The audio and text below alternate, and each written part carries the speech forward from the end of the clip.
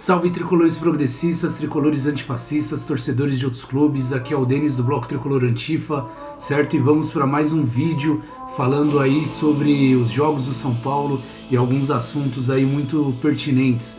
Mas antes disso, eu já peço para vocês se inscreverem aí no canal do Bloco Tricolor Antifa, acionem as notificações, curtam, comentem, compartilhem, certo? E nos sigam também nas outras redes sociais, né? No Instagram, TikTok, Facebook, Twitter, beleza? Então vamos lá, vamos falar sobre as eleições na Turquia, que falamos no vídeo anterior, sobre o desgraçado lá do Léo Lins que foi racista e o racismo sofrido pelo Vini Júnior.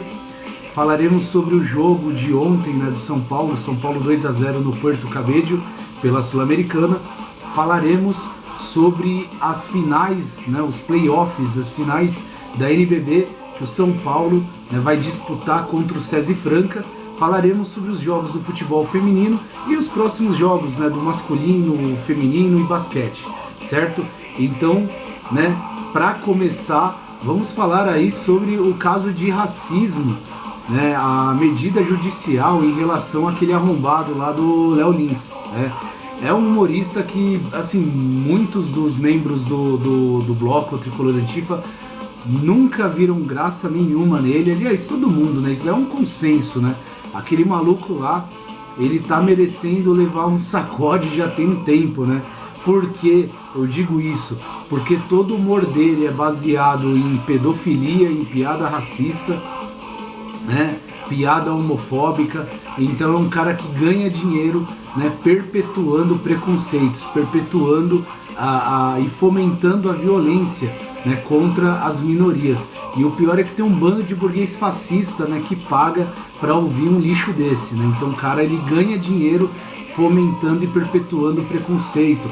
É por isso, né, que nós acreditamos que não é possível, isso não pode acontecer, né, não deve ter esse tipo, né, de entretenimento, o que alguns chamam aí de censura, falando, não pode censurar o artista. Pode, o artista, puta que pariu, tá ligado? Não tem essa de tipo, no palco o cara, ele pode fazer o que ele quiser, o palco não é salvo-conduto pra você ser um imbecil preconceituoso, um escroto do caralho. Então é isso que a gente pensa, né, em relação à questão do Léo Lins. E aí foi foda, porque assim, num final de semana vem essa questão do Léo Lins. E aí você tem uma galera passando pano, né, igual o Fábio Porchat. E aí quando chega o final de semana seguinte, nós temos aí o caso de racismo, né? Mais uma vez, o Vini Júnior sendo alvo, né, de ataques racistas lá na La Liga. E aí vale lembrar que antes do jogo começar, a torcida do Valência já estava, né, proferindo cânticos racistas com ele, né? E aí você vê que é toda uma questão de conivência do clube, né?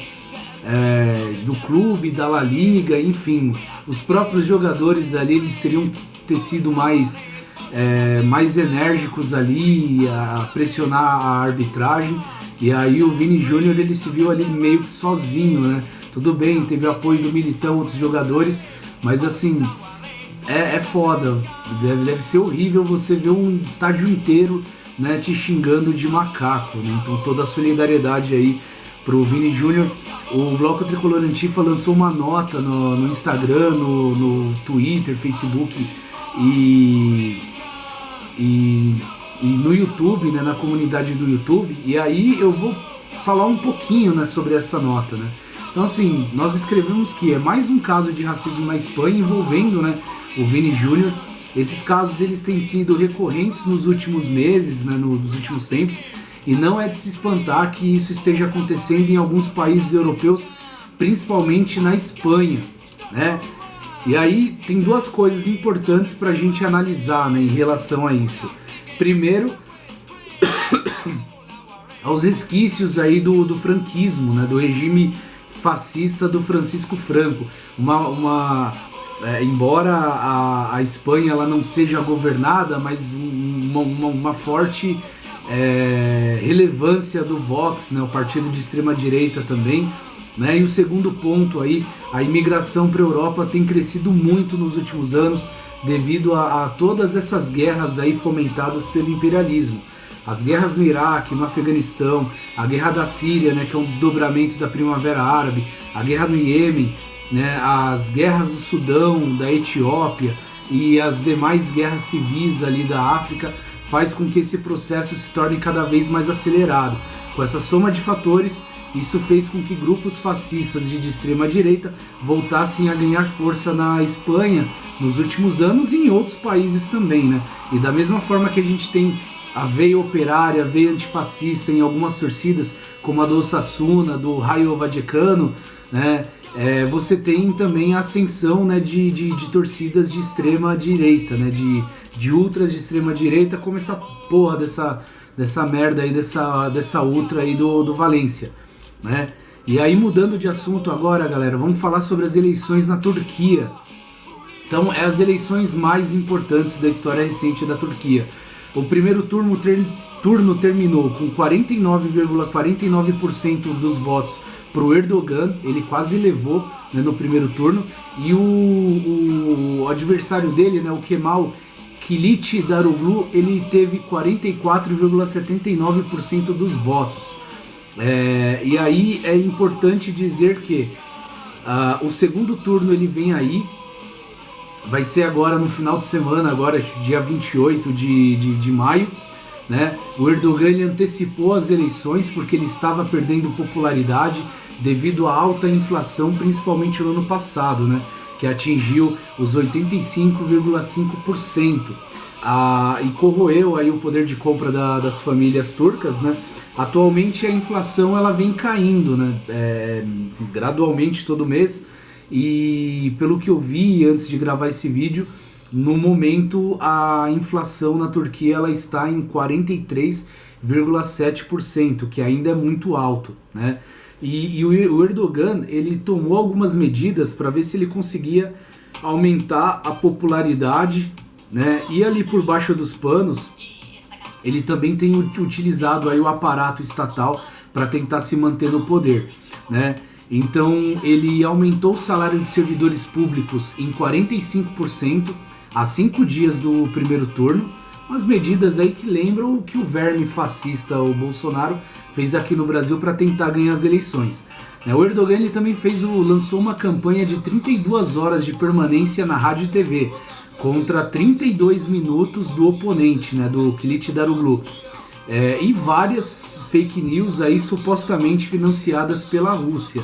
É uma situação meio complicada, né? A Rússia apoia o Erdogan, embora a Turquia ela é um país membro da OTAN, né? O segundo maior exército da OTAN, inclusive, né? E aí vale lembrar que o Partido dos Curdos, né? E aí já falo dos curdos porque nós do Bloco Tricolor Antifa, nós apoiamos, né, o YPJ, o Exército Popular Curdo, né, o PKK, o Partido dos Trabalhadores do Kurdistão. E aí os principais partidos da Turquia, né, do Kurdistão, dos curdos, aliás, que é o HDP, o Partido Democrático do Povo, né, vale lembrar, eles não lançaram candidatura para fortalecer a Aliança Nacional, né, a chapa, aí, a coalizão formada pelo partido do Kemal Kılıçdaroğlu, que é o Partido Republicano Popular, o CHP, de centro-esquerda, né, que vem, infelizmente, adotando aí um posicionamento nacionalista no segundo turno, né, devido aí à atmosfera das eleições da Turquia, né, porque o que acontece? O Partido Curdo Islâmico, o DAPAR, ele apoia o Erdogan, né? E enquanto o HDP, né, o Partido Democrático do Povo, ele apoia, né, o Kılıçdaroğlu. E aí o problema é o seguinte, galera. O Sinan Ogan, que foi o terceiro colocado nas eleições, ele ganhou 5,2% dos votos. Ele, que é um nacionalista, né, de extrema... Não dava para esperar também que ele fosse apoiar o candidato Kılıçdaroğlu. Mas esse Sinan Ogan, que é um nacionalista linha dura aí, né, de extrema direita também, ele declarou apoio ao Erdogan, né? E isso pode ser determinante para as eleições, né? Então, essas eleições da Turquia que vão acontecer agora no domingo, a gente está aí numa tensão muito grande, né? Porque se o Erdogan ele vencer as eleições ele se perpetua no poder e dá passos largos aí ao seu projeto autocrático, né? Que já vem de uns anos, né? Então seria muito importante que o Kılıçdaroğlu ele vencesse essas eleições para retornar aí uma postura mais democrática de Estado de Direito da Turquia, né? E pensando nos curdos, isso seria extremamente importante para que os curdos eles passassem a ter mais respeito, a não ser tão lesados, tão violentados pelo Estado turco, né? E vale lembrar que a situação dos curdos turcos, né, dos curdos que vivem na Turquia, agora os curdos de Rojava, né, dos cantões ali da Síria, do norte da Síria, territórios ocupados pelos curdos, a situação é ainda pior, porque o Erdogan ele estava fazendo ataques de drones, armas químicas e usando ali o resquício do chorume do ISIS, né, estava mandando terroristas do ISIS para cima da população curda que habita ali os cantões ali do chamado Kurdistão Sírio, na região de Rojava, certo? E aí, mudando de assunto, vamos falar agora sobre o jogo de ontem, né? São Paulo venceu o Puerto Cabello por 2-0. O São Paulo não teve tempo de treinar, né? As mudanças feitas pelo Dorival deixaram nítido, né, que o time ele tá sem entrosamento, né, pelas alterações que foram feitas, mas mesmo assim o São Paulo sem muitos perigos, né, venceu por 2-0. Ainda teve um momento, né, no primeiro tempo que por uns 5, 7 minutos que o Puerto Cabello ele se impôs, né, no jogo, acertaram a trave inclusive, só que aí em seguida, né, aos 28 minutos do primeiro tempo, o Wellington Rato ele fez um gol, né, de falta, um golaço, mas que contou aí com a ajuda do goleiro, né? E nos acréscimos do segundo tempo, né, já no finalzinho, o Alisson recebeu o passe do Luciano e fez, né? Então dois jogadores aí que entraram no segundo tempo, responsáveis pelo segundo gol de São Paulo. E aí vale lembrar, os desfalques foram o Jandrei, Arboleda, David Galopo, Igor Vinícius, João Moreira, Ferrarese, Thales Costa, Wellington e Erisson, alguns em fase de recuperação, de cirurgias, de contusões, né?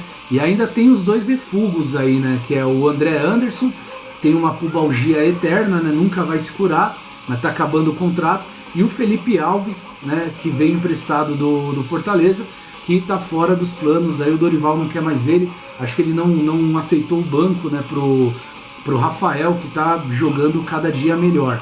Então São Paulo foi escalado com o Rafael no gol, na lateral direita, Raí Ramos, a zaga composta por Diego Costa e Alan Franco, e na lateral esquerda o Patrick, Luan de volante, e ali o meio campo composto por Rodriguinho, Michel Araújo, Wellington Rato, e no ataque, né, o Marcos Paulo e o Luan, né? Então esse foi a escalação do São Paulo. E as substituições, né, entraram no São Paulo o Gabriel Neves, Luciano, Pablo Maia, Caleri e Alisson, né? Então esse foi o elenco que disputou esse jogo, né? Que viajou, né, muitas horas aí de avião, né, para chegar no jogo contra o Puerto Cabello, né? Bom, o São Paulo, ele, né, como eu havia dito, fez uma partida tranquila e assim é uma rotina, né, de muitos jogos e viagens.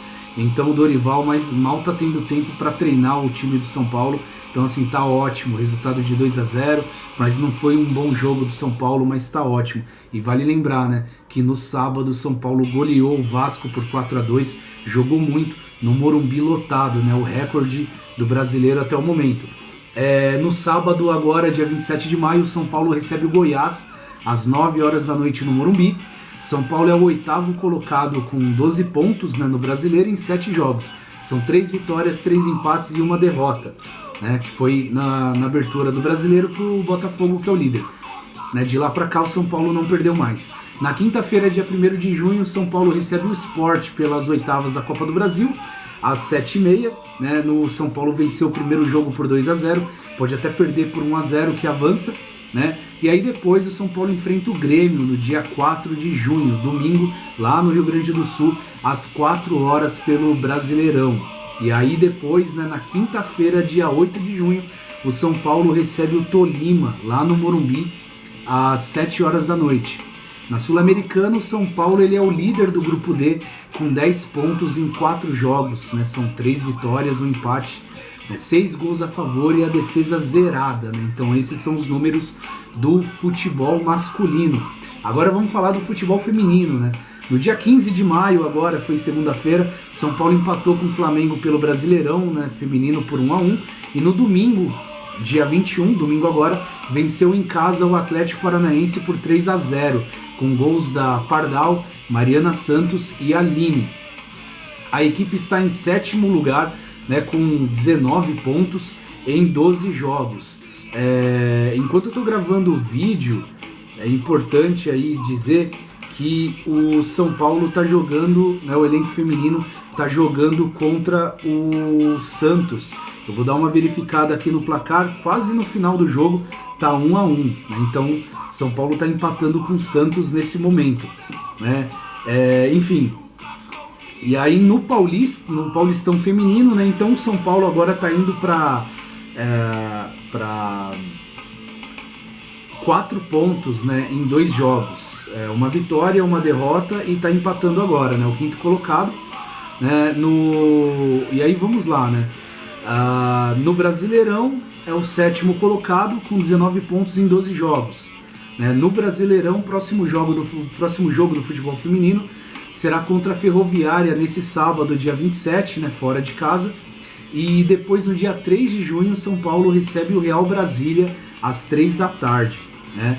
Aí já no Paulistão, né, 1-1, tá jogando contra o Santos, tá empatando em 1-1.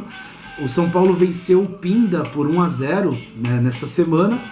E na terça-feira, dia 6 de junho, o São Paulo enfrenta o Taubaté, né, pelo Paulista Feminino, né. Tá em 7º lugar, tá indo 7º lugar, tá indo para 7 pontos em 3 jogos, né. Eu havia falado ali de 5º colocado com 3 pontos em 2 jogos, mas, né, acabei me confundindo. Então no momento São Paulo é o 7º colocado no Paulista, indo para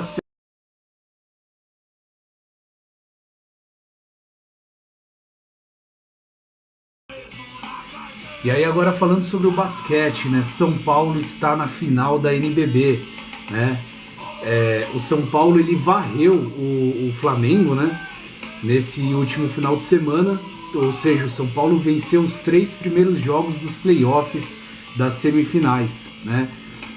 O primeiro jogo o São Paulo venceu por 80-72, foi um jogo muito disputado, muito pegado, mas aí o São Paulo conseguiu abrir uma vantagem até de 10 pontos e terminou, né, com uma distância de 8 pontos para o Flamengo. O segundo jogo foi relativamente mais fácil, né?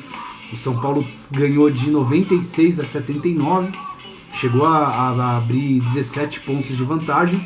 E o terceiro jogo já foi mais difícil, né? O São Paulo ganhou por 72-69. E foi muito disputado, né, o terceiro jogo, no Morumbi lotado, né? O ginásio do Morumbi estava lotado. E aí o jogo chegou a ficar 67 para o São Paulo contra 67 para o Flamengo. Aí o Miller fez uma cesta de 3 pontos, ficou 70-67, e logo em seguida ele conseguiu uma falta, né? E aí o São Paulo ganhou por 3-0. Agora já estão definidos os locais e horários dos jogos da final. Sábado, dia 27 de maio, às 3 horas da tarde no Pedrocão. Quarta-feira, dia 31 de maio, às 8 horas no Morumbi. E sábado, dia 3 de junho, às 3 horas no ginásio do Morumbi, né? Os 3 primeiros jogos já estão definidos, né? E aí a gente torce para que o São Paulo seja campeão da NBB, certo? E para que o São Paulo do Dorival continue firme, né, nessa trajetória que tá sendo muito boa, essa segunda trajetória do Dorival, certo? Eu vou ficando por aqui, né? E se inscrevam no canal do Bloco Tricolor Antifa, curtam, comentem, acionem as notificações, siga a gente nas outras redes sociais também. Falou!